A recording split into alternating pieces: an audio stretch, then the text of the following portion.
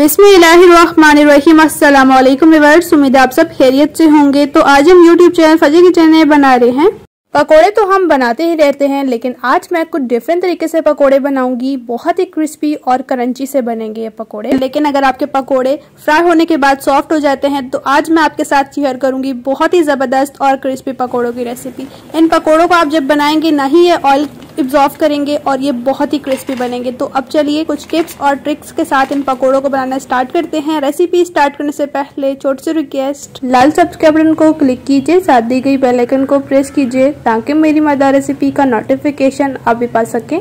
Share and thumbs up दीजिए। बिस्मिल्लाहिर्रहमानिर्रहीम। Crispy पकोड़े बनाने के लिए यहाँ पर हमने एक बाउल लिया है, इसमें ऐड कर देंगे प्याज। यहाँ पर हमने एक मीडियम साइज का प्याज लिया था जिसे हमने रफली कट कर लिया है। इसके साथ इसमें ऐड कर देंगे आलू। 2 मीडियम साइज के आलू लिए थे, इन्हें हमने इस तरह से क्यूब्स में छोटा छोटा कट कर लिया है ताकि ये आसानी से गल भी जाए। फिर इसके साथ इसमें ऐड कर देंगे 3 अदद हरी मिर्च जिन्हें हमने चॉप कट कर लिया है। 2 टेबलस्पून हरा प्याज, ये भी पकौड़ों में बहुत ही जबरदस्त लगता है। मुट्ठी भर ऐड कर देंगे हरा धनिया। 1 टेबलस्पून साबुत धनिया, इसे हम हाथ में मसल लेंगे अच्छी तरह से, इसकी बहुत ही जबरदस्त पकौड़ों में आएगी खुशबू। 1 टेबलस्पून जीरा, 1 टेबलस्पून चिली फ्लेक्स और हाफ टेबल स्पून कश्मीरी लाल मिर्च और 1 टेबलस्पून नमक या फिर हस्बे जायका, half table spoon chaat masala, half table spoon मीठा सोडा। अब इन तमाम चीजों को हम कर लेंगे अच्छी तरह से मिक्स। अच्छी तरह से मिक्स करने के बाद इसमें ऐड कर देंगे 1 कप बेसन। थोड़ा सा कम है बेसन 1 कप से। यहाँ पर मैं आपको बहुत ही जबरदस्त टिप दूं कि अगर सिर्फ आप पकोड़ों में बेसन का यूज करेंगे तो पकोड़े जो है वो बहुत ही ज्यादा ऑयल एब्जॉर्ब करेंगे। तो आपने इसके साथ इसमें ऐड कर देना है 4 टेबलस्पून आटा, जो हम नॉर्मली चपाती वगैरह बनाने के लिए यूज करते हैं। तो ये आपने जरूर इस टिप को फॉलो करना है। फिर आपने मुझे बताना है कि क्या आपके पकोड़ों ने भी ऑयल एब्जॉर्ब किया कि नहीं। लेकिन ये कि आटा ऐड करने से पकोड़े बहुत ही ज्यादा क्रिस्पी और क्रंची बनेंगे। अब अच्छी तरह से कर लेंगे मिक्स।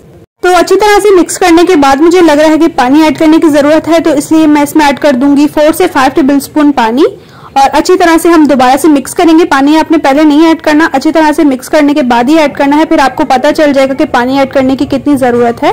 यहाँ पर मैं चम्मच की मदद से मिक्स कर रही हूँ, अगर आप चाहें तो हैंड्स का भी यूज कर सकते हैं मिक्स करने के लिए। अच्छी तरह से मिक्स करेंगे इस मिक्सचर को। पकोड़ों का बैटर बिल्कुल तैयार है, तो अब चलिए पकोड़े बनाना स्टार्ट करते हैं। बिस्मिल्लाहिर्रहमानिर्रहीम। एक कढ़ाई में हमने ऑयल ले लिया है, फ्लेम ऑन करेंगे और ऑयल को अच्छी तरह से कर लेंगे गरम। ऑयल गरम हो चुका है। बिस्मिल्लाहिर्रहमानिर्रहीम। अब इसमें ऐड कर देंगे पकोड़े फ्राई करने के लिए। तो कुछ पकोड़े हमने ऐड कर दिए हैं फ्राई करने के लिए। अब जब तक कि ये ऑयल से ऊपर खुद ही नहीं आ जाते तब तक आपने इनको नहीं पलटना, क्योंकि पता चल जाएगा कि पकोड़ों पर एक साइड से अच्छी तरह से गोल्डन कलर आ चुका है। अब आप देख सकते हैं ये बिल्कुल परफेक्टली एक साइड से फ्राई हो चुके हैं। अब इन्हें पलट लेंगे, क्योंकि अक्सर हम ऐसा करते हैं कि पकोड़े डालने के बाद डायरेक्टली उनको पलट देते हैं जिससे वो टूट जाते हैं। तो इसीलिए आपने पहले एक साइड से फ्राई करना है अच्छी तरह से, उसके बाद ही पलटना है। जैसा कि आपने देखा कि पकोड़े हमने बड़े साइज के ऐड किए। आगे मैं आपको बहुत ही जबरदस्त तरीका बताऊंगी कि किस तरह से आपके पकोड़े बहुत ही जबरदस्त और क्रिस्पी बनेंगे। तो अब फाइनली इन्हें लाइट सा कलर आने तक हम ऑयल में फ्राई करेंगे। पकोड़े फ्राई हो चुके हैं, अब इन्हें निकाल लेंगे और एक्स्ट्रा ऑयल झाड़ लेंगे और इसी तरह से हम दूसरे पकोड़ों को भी फ्राई कर लेंगे। तो सभी पकोड़ों को हमने फ्राई कर लिया है। अब हमने यहाँ पर क्या करना है कि जो पकोड़े हैं ये साइज में हमने बड़े बनाए थे।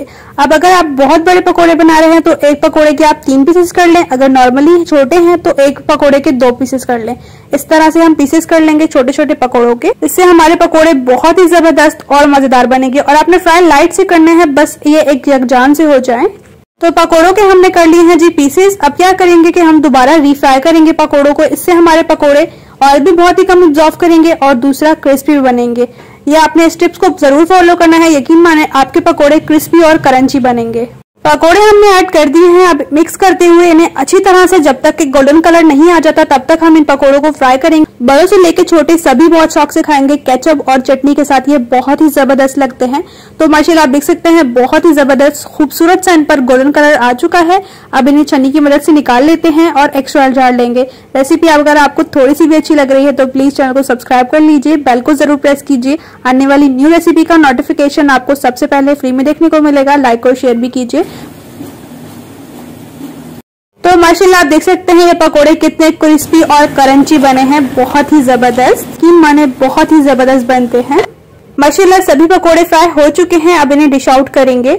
यकीन माने अभी ही मुंह में पानी आ रहा है इन पकोड़ों को खाने के लिए, लेकिन वेट करना पड़ेगा। तो जैसा कि आपने देखा इन क्रिस्पी और क्रंची पकोड़ों को बनाना कितना इजी है, कितने जबरदस्त बने हैं। और आप देख सकते हैं बिल्कुल भी ऑयल ही नहीं लग रहे, क्योंकि इन्होंने बिल्कुल भी ऑयल एब्जॉर्ब नहीं किया। अब मैं आपको एक पकोड़ा तोड़कर भी दिखा देती हूँ बने कैसे हैं। बिस्मिल्लाहिर्रहमानिर्रहीम। बाहर से ये क्रिस्पी है और अंदर से सॉफ्ट। रेसिपी आपने ट्राई करनी है, फीडबैक में बताना है कि आपको मेरी इजी क्रिस्पी और क्रंची पकोड़ों की रेसिपी कैसी लगी। इंशाल्लाह एक न्यू रेसिपी के साथ भी मिलेंगे। अपने और अपने प्यारों का रखें बहुत ज्यादा ख्याल। Thanks for watching. Allah Hafiz.